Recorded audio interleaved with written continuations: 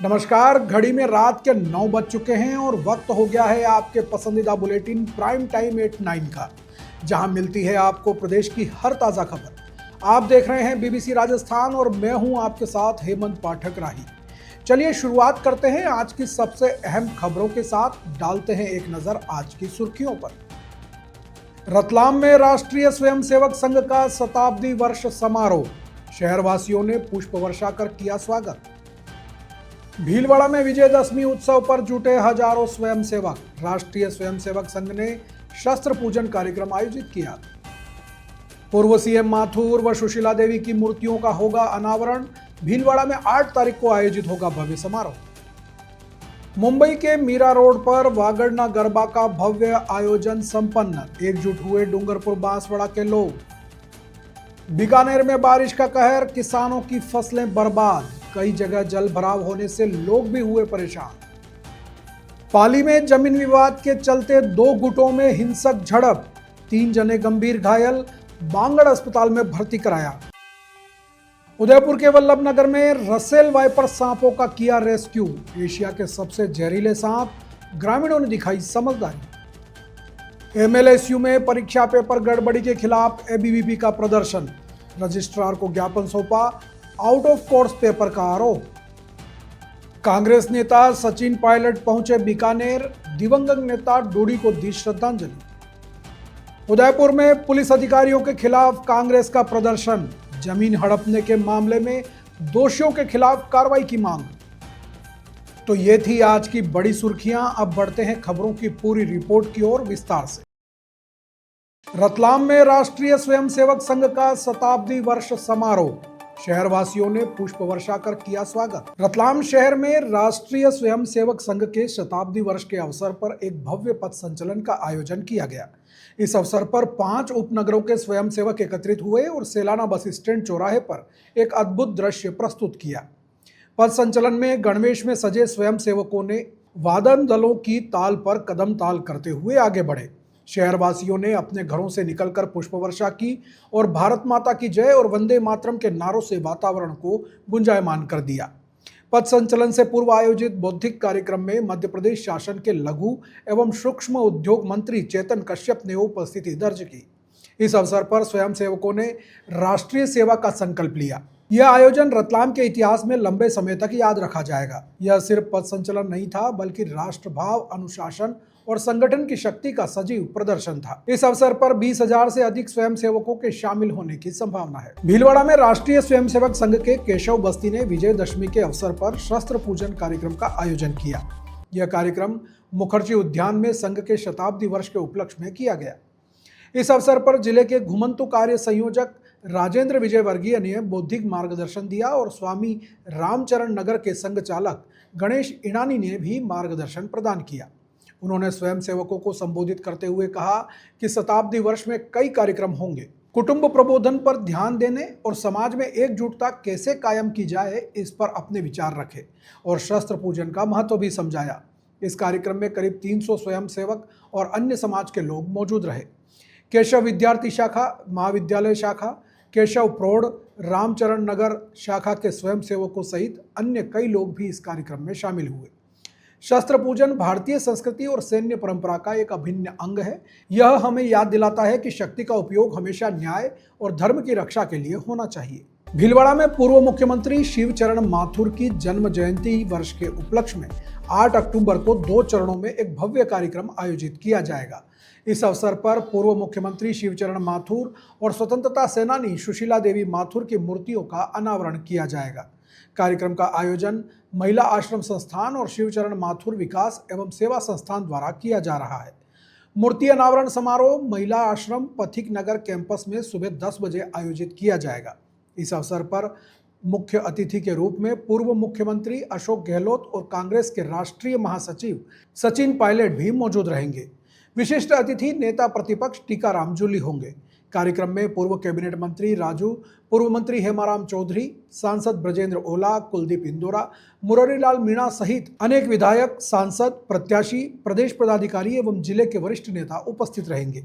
शिवचरण माथुर विकास एवं सेवा संस्थान की नींव स्वर्गीय सुशीला देवी माथुर ने अपने पति शिवचरण माथुर की स्मृति में रखी थी। संस्थान का उद्देश्य शिवचरण माथुर के विकास, सेवा और शिक्षा के आदर्शों को आगे बढ़ाना है। संस्थान के माध्यम से विभिन्न सामाजिक कार्यों को आगे बढ़ाया जा रहा है। दोपहर 1 बजे मांडलगढ़ में शिवचरण माथुर विकास एवं सेवा संस्थान के कार्यालय के उद्घाटन समारोह का भी आयोजन किया जाएगा।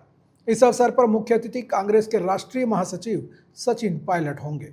मुंबई में बरसों से निवासरत डूंगरपुर और बांसवाड़ा क्षेत्र के लोगों के लिए वागड़ना गरबा का पहला आयोजन रविवार को उत्साह, श्रद्धा और धूमधाम के साथ संपन्न हुआ। वागड़ सेवा जन जागृति संस्थान द्वारा आयोजित इस सांस्कृतिक गरबा महोत्सव ने मुंबई में रह रहे वागड़ क्षेत्र के लोगों को एक मंच पर लाने में महत्वपूर्ण भूमिका निभाई। वागड़ सेवा जन जागृति संस्थान के अध्यक्ष नरेंद्र पाटीदार के नेतृत्व में यह आयोजन किया गया। सांस्कृतिक मंत्री गोपाल पाटीदार और उनकी समर्पित टीम के अथक प्रयासों की बदौलत यह गरबा महोत्सव न केवल सफल रहा, बल्कि इसने समाज में एक नई ऊर्जा का संचार किया। कार्यक्रम की शुरुआत दीप प्रज्वलन और माताजी की भव्य आरती के साथ हुई, जिसने पूरे वातावरण को भक्तिमय बना दिया। इस शुभ अवसर पर सचिन गजानन मेहता, संगठन मंत्री घनश्याम चौबीसा, हसमुख पंड्या, नवीन पंड्या, भूपेंद्र पुरोहित, प्रकाश पाटीदार, सचिन पंड्या सहित वागड़ समाज के कई गणमान्य उपस्थित। इस भव्य आयोजन में 400 से अधिक लोगों ने अपने पूरे परिवार सहित भाग लिया। पारंपरिक वेशभूषा में सजे लोगों ने देर रात तक गरबा और डांडिया की धुन पर जमकर नृत्य किया, जिससे महोत्सव का उत्साह चरम पर रहा। संस्थान द्वारा गरबा में बेहतरीन प्रदर्शन करने वालों के लिए विभिन्न श्रेणियों में आकर्षक पुरस्कारों की भी व्यवस्था की गई थी, जो विजेताओं को प्रदान किए गए। संस्थान के सदस्यों ने बताया कि यह महोत्सव केवल धार्मिक और सांस्कृतिक परंपराओं का उत्सव मात्र नहीं है, बल्कि यह मुंबई में रह रहे वागड़ क्षेत्र की एकता, सद्भावना और आपसी मेलजोल को बढ़ावा देने का एक महत्वपूर्ण प्रतीक बना। लोगों ने इस आयोजन को भव्य रूप से सफल बनाने के लिए संस्थान की टीम को बधाई दी। बीकानेर शहर और ग्रामीण इलाकों में हुई बारिश से मौसम तो सुहाना हो गया, लेकिन किसानों की चिंता बढ़ गई है। बेमौसम बारिश से ठंड बढ़ने की संभावना है, लेकिन किसानों की फसलें बर्बाद हो रही हैं। बारिश और आंधी से मोठ, मूंग, बाजरा और अन्य फसलें खराब हो गई हैं। किसानों ने बताया कि कई महीनों की मेहनत के बाद फसलें पककर तैयार हुई थी, लेकिन अब मौसम बेरहम हो गया है। कई गांवों में तेज बारिश के कारण फसलें बर्बाद हो गई हैं। शहरी इलाकों में जगह जगह पानी इकट्ठा होने से जनजीवन भी अस्त व्यस्त हो गया है। लोगों को परेशानी का सामना भी करना पड़ रहा है। मौसम विभाग ने भारी बारिश की संभावना जताई है, जिससे किसानों की चिंता और बढ़ गई है। विभाग ने किसानों को फसलों की सुरक्षा के लिए आवश्यक कदम उठाने की सलाह दी है। किसानों ने सरकार से मांग की है कि वे फसलों के नुकसान का सर्वे कराकर उचित मुआवजा दें।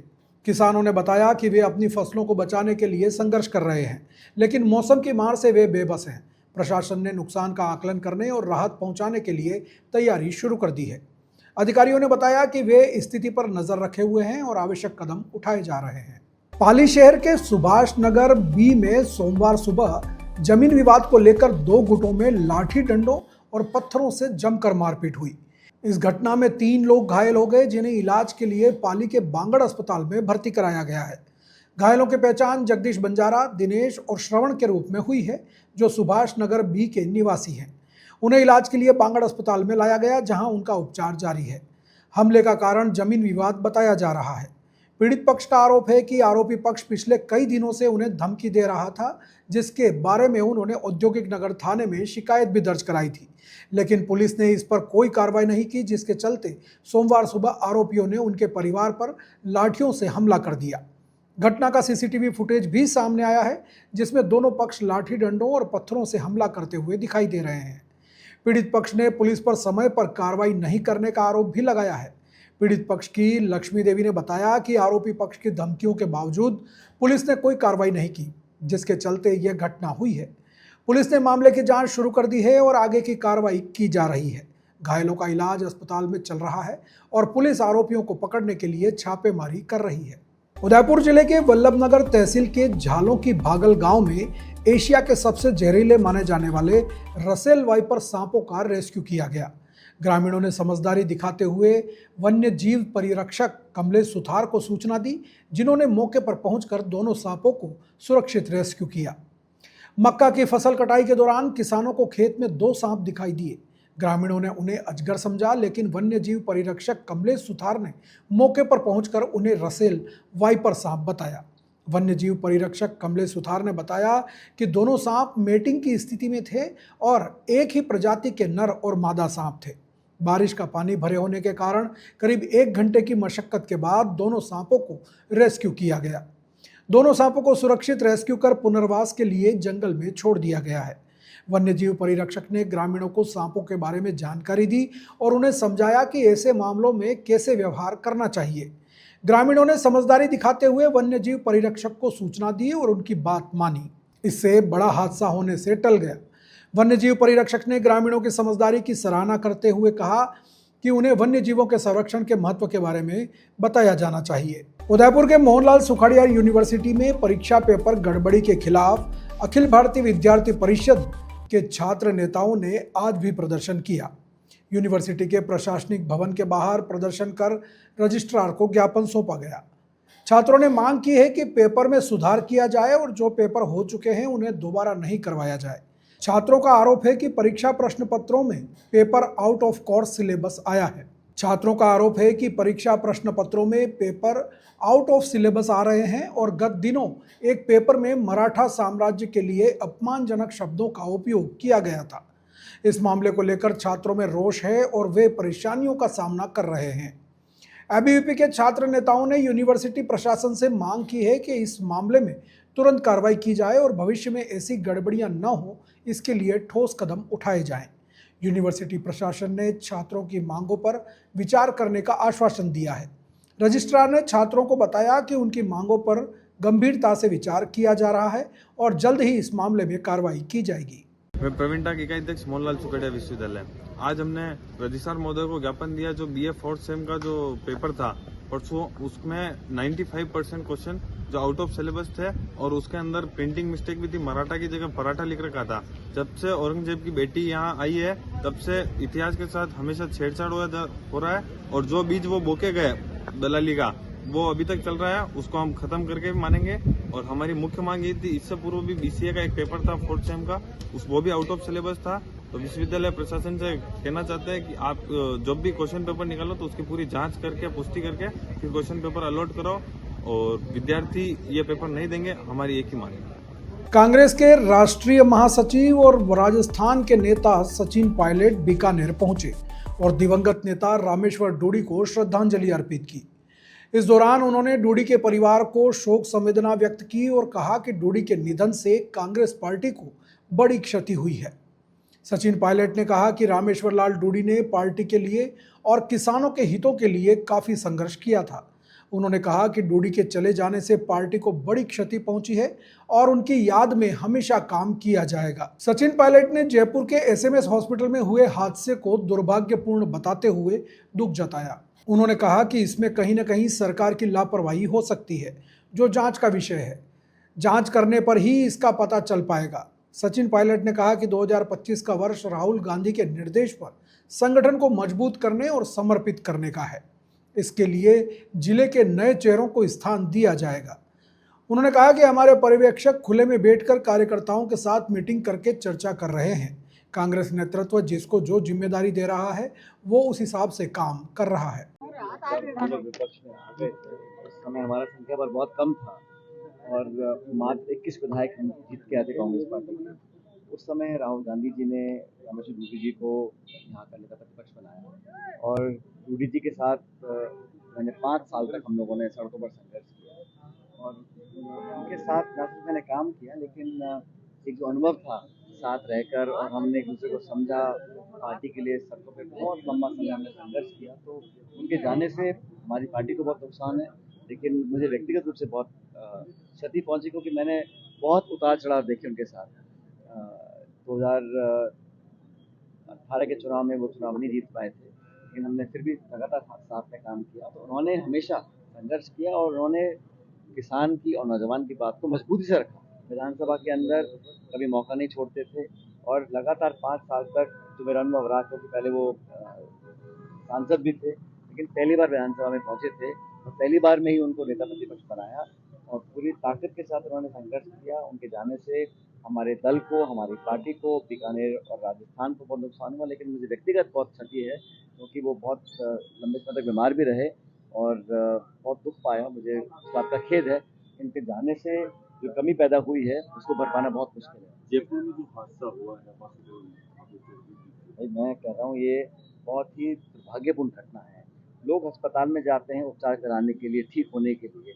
उस आईसीयू में जहाँ वैसे ही पेशेंट ज़िंदगी मौत के लिए लड़ रहा है और इस उम्मीद के साथ जाते हैं, इस विश्वास के साथ जाते हैं कि यहाँ पे हम स्वस्थ होकर निकलेंगे, वहाँ पर अगर इस प्रकार की लापरवाही हो रही है और इतने लोगों की मौत हो गई, अभी तो जांच के बाद पता पड़ेगा कारण क्या थे, लेकिन अगर लापरवाही हुई है कहीं मेंटेनेंस का, कहीं संचालन में, तो उसको बहुत गंभीरता से लेकर एक्शन लेना पड़ेगा, क्योंकि अगर जनता की आस्था विश्वास खत्म हो जाएगा उस सिस्टम के अंदर, जो सरकारी सिस्टम है अस्पतालों का, और पूरे प्रदेश में सबसे बड़ा अस्पताल एसएमएस है, सबसे प्रसिद्ध है, सबसे महत्वपूर्ण है, वहाँ पर अगर ऐसी घटना हो रही है तो ये बहुत चिंता का विषय है। और मुझे लगता है कि सरकार को ये तय करना पड़ेगा कि जिम्मेदारी किसकी है, क्योंकि लोगों की जान जाना, कभी कोई दवाई पी के बच्चों की मौत हो रही है, फिर ऐसे हॉस्पिटल में आग लग रही है, जांच के बाद पता पड़ेगा हुआ क्या। लेकिन जो मेरी जानकारी है, सुबह मुझे बताया कि रात को ही पेशेंट के जो परिजन थे, उन्होंने एहसास हुआ कि कुछ गड़बड़ी है और लोगों को सचेत करने की कोशिश करी, लेकिन कुछ एक्शन हुआ नहीं। तो जो भी लोग इसके लिए रिस्पॉन्सिबल हैं, तुरंत प्रभाव से उन पर कार्रवाई होनी चाहिए, और जो जिनकी मौत हुई है उनके परिजनों को मैं अपनी संवेदना देता हूँ। उम्मीद करता हूँ कि इस घटना को दोबारा हम रिपीट नहीं होने देंगे। रिफॉर्म्स के लेके सचिन पायलट जाने जाते हैं, कांग्रेस में संगठन सचिन अभियान जो रिफॉर्म्स हुआ है उसको लेकर ये तो राहुल गांधी जी की सोच है, खड़गे जी की सोच है कि हम लोग जिले स्तर पर सबसे चर्चा करने के बाद एक ऐसे व्यक्ति को मौका दें जो एक नई भूमिका में आगे आएगा। जिलाध्यक्षों का रोल पहले भी था, लेकिन अब और महत्वपूर्ण होगा। और 2025 का जो वर्ष है, वो पूरा वर्ष हम लोगों ने संगठन को समर्पित किया है। और जो सोच राहुल जी ने रखी है, जिस वोट चोरी को पकड़ा है, धरातल पर कांग्रेस कार्यकर्ताओं को मजबूत करने का जो सपना वो देख रहे हैं, उसको पूरा करने के लिए पूरे प्रदेश और देश का कार्यकर्ता एकजुटता से काम कर रहा है। राजस्थान में जो अलग अलग जिलों में पर्यवेक्षक आए हैं, वो मीटिंग्स कर रहे हैं और खुलेआम कर रहे हैं।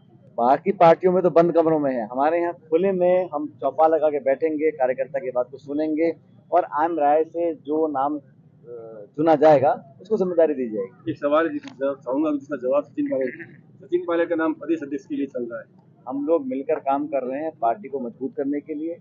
2.25 साल में इस भाजपा सरकार ने जनता का विश्वास खो दिया है, और कांग्रेस पार्टी फिलहाल जो जिम्मेदारी जिस व्यक्ति को दे रही है, वो व्यक्ति उसको निभा रहा है। सचिन पायलट तैयार है नई भूमिका के लिए? मैंने कहा ना, कांग्रेस में केंद्र नेतृत्व तय करता है किसको क्या काम करना है, और हर नेता छोटा बड़ा सबको जिम्मेदारी दी हुई है, जिसको जो काम दिया वो अपना काम कर रहा है। उदयपुर जिले के नाई थाने में किसानों को अवैध कस्टडी में रखकर जमीन हड़पने के मामले में कांग्रेस पदाधिकारियों ने कलेक्ट्रेट के सामने जमकर प्रदर्शन किया।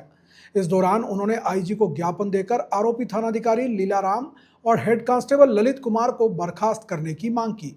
कांग्रेस नेताओं ने मामले की उच्च स्तरीय जांच करवाने की भी मांग की है। कांग्रेस नेता विवेक कटारा ने बताया कि आदिवासी किसानों को पहले थाने में रखा गया और फिर किसी मुकदमे में छोड़ने के लिए जमीन हड़पने की कोशिश की गई। उन्होंने कहा कि ऐसे पुलिस अधिकारियों को बर्खास्त किया जाना चाहिए जो इस तरह की गतिविधियों में शामिल है। प्रदर्शन के बाद कांग्रेस पदाधिकारियों ने आईजी को ज्ञापन सौंपा और दोषी पुलिस अधिकारियों के खिलाफ कड़ी कार्रवाई करने की मांग की। ज्ञापन में कहा गया है कि यदि आरोपियों के खिलाफ कार्रवाई नहीं की गई तो कांग्रेस पार्टी आंदोलन को मजबूर होगी। अवैध कब्जा एक बड़ी समस्या है जिसमें कई लोग अपनी ही जमीन से बेदखल हो जाते हैं। ऐसे मामले में पुलिस की भूमिका बहुत महत्वपूर्ण होती है, लेकिन यदि पुलिस ही अवैध कब्जे में शामिल हो जाए तो पीड़ितों को न्याय पाने में मुश्किलें आती हैं। गत दिनों में आपको विदित है कि जिस तरह से नाई थाना क्षेत्र में 4-5 आदिवासी भाइयों के साथ जिस तरह से एसएचओ ने स्वयं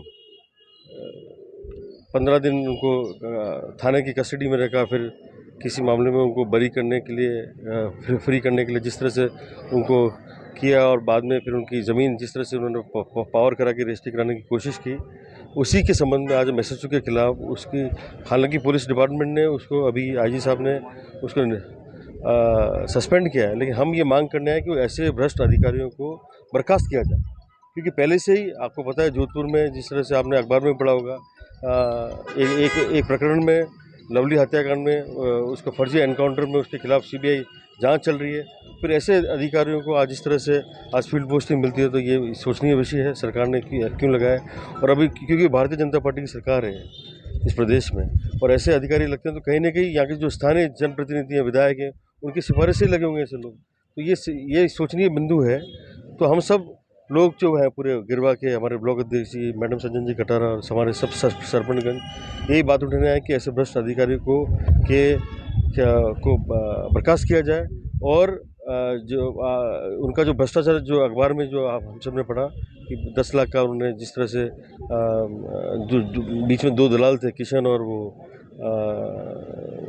कैलाश, उनको बीच में रख के जिस तरह से पैसे लेके लेन देन हुआ, तो उसको एंटी करप्शन डिपार्टमेंट जो है उसका कॉग्निजेंस लेके उस पर कार्रवाई कर सकती है। तो इसकी भी हमने मांग की है और मैं चाहता हूँ कि ये पूरा जो प्रकरण हुआ है उसकी पूरी सीबीआई जांच हो, ताकि इस तरह के जो कार्य जो आदिवासी क्षेत्र में हो रहे हैं, क्योंकि शेड्यूल एरिया है और इस तरह के कार्य जो अमानवीय कार्य जो हो रहे हैं इस क्षेत्र में वो बंद हो, इसकी हमने मांग आईजी साहब से की है। शरद पूर्णिमा की रात में रतलाम की पहचान बन चुकी चापड़ा मिठाई का स्वाद हर घर में बस जाता है। खास बात यह है कि यह मिष्ठान सिर्फ रतलाम में ही बनाया जाता है। देश भर में इसकी ऐसी अनूठी परंपरा कहीं और नहीं मिलती। शक्कर से बनने वाला यह खास चापड़ा साल में केवल एक बार शरद पूर्णिमा के अवसर पर ही तैयार किया जाता है। रतलाम शहर के चुनिंदा स्थानीय मिठाईकार इस दिन के लिए कई दिन पहले से तैयारी में लग जाते हैं, क्योंकि इसकी मांग इतनी बढ़ जाती है कि लोगों की भीड़ उमड़ पड़ती है।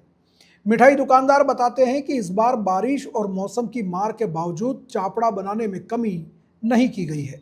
हालांकि शक्कर की नमी और आर्द्रता ने मिठाई जमाने में थोड़ी मुश्किल ज़रूर दी, फिर भी रतलाम वासी इस परंपरा को पूरे उत्साह से निभा रहे हैं।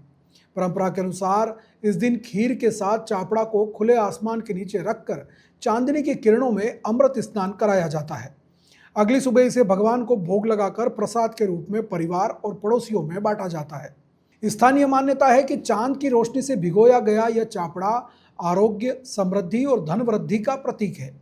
रतलाम की यह विशिष्ट मिठाई न केवल स्वाद बल्कि संस्कृति और आस्था का प्रतीक बन चुकी है, जिसे हर साल शरद पूर्णिमा की चांदनी में ही चखा जा सकता है। महाराष्ट्र के पूर्व मंत्री और कांग्रेस पार्टी की ऑब्जर्वर यशोमती ठाकुर आज उदयपुर पहुंची।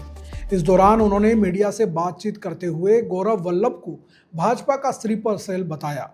यशोमती ठाकुर ने कहा कि गौरव वल्लभ भाजपा के स्लीपर सेल थे और कांग्रेस में घुसे हुए थे, इसलिए उन्हें बाहर का रास्ता दिखा दिया गया। उन्होंने कहा कि गौरव वल्लभ को कांग्रेस से टिकट देना गलती थी, जिसे सुधार किया गया। यशोमती ठाकुर को कांग्रेस के संगठन सृजन अभियान के तहत उदयपुर का ऑब्जर्वर नियुक्त किया गया है। उन्होंने उदयपुर पहुंचकर उदयपुर शहर कांग्रेस और देहात के कार्यकर्ताओं से बात की और जिलाध्यक्षों के नामों को लेकर चर्चा की। यशोमती ठाकुर ने कहा कि वह जिलाध्यक्षों के नामों पर चर्चा कर रही हैं और जल्द ही इस पर फैसला लिया जाएगा। उन्होंने कहा कि कांग्रेस पार्टी संगठन को मजबूत करने के लिए काम कर रही है और आने वाले चुनाव में पार्टी की जीत सुनिश्चित करने के लिए सभी प्रयास किए जा रहे हैं।